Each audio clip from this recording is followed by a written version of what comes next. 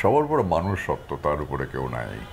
না ফেরার দেশে পাড়ি জমিয়েছেন রূপালী পর্দার নবাব খ্যাত কিংবদন্তি অভিনেতা প্রবীর মিত্র।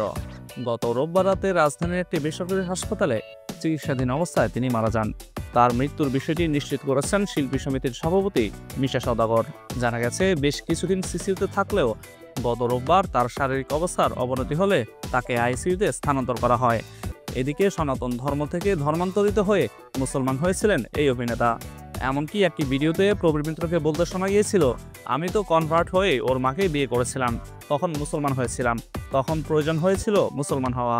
ধর্ম নিয়ে প্রবীর মিত্রের ভাবনা জানতে চাইলে তিনি বলেন, ধর্ম নিয়ে আমার কোনো বাড়াবাড়ি নেই, সবার উপরে মানুষ সত্য, তার উপরে নেই, মানুষ সবার উপরে।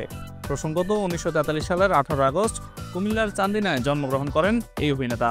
পুরান ঢাকায় বড় হওয়া প্রবীর মিত্র স্কুল জীবন থেকেই নাট্যচর্চার সঙ্গে যুক্ত হয়েছিলেন। স্কুল জীবনে রবীন্দ্রনাথ ঠাকুরের ডাকঘর নাটকে অভিনয় করে খ্যাতি অর্জন করেন। এরপর 1969 সালে প্রয়াত এইচ আকবরের ছবি জল ছবিতে অভিনয়ের জন্য প্রবীর মিত্র প্রথম ক্যামেরার সামনে দাঁড়ান। যদিও চলচ্চিত্রটি মুক্তি পায় 1971 সালের 1 জানুয়ারি। ক্যারিয়ারের শুরুর দিকে প্রবীর মিত্র নায়ক হিসেবে কয়েকটি চলচ্চিত্রে অভিনয় করেছেন। এরপর চরিত্রাভিনেতা হিসেবে কাজ করেও তিনি বেশ দর্শকপ্রিয়তা অর্জন করেছেন। তিতাস একটি নদীর নাম, জীবন তৃষ্ণা, সোয়ানা, জালিয়াত, ফরিয়াদ, রক্ত শপথ, চরিত্রহীন, জয় পরাজয়, অঙ্গার, মিন্টু আমার নাম, ফকির মজনু শাহ, মধুমিতা, অশান্ত ঢেউ, অলঙ্কার, অনুরাগ, প্রতিজ্ঞা, তরুলতা, গায়ের ছেলে এবং পুত্রবধূ সহ 400 সিনেমায় তিনি অভিনয় করেছেন।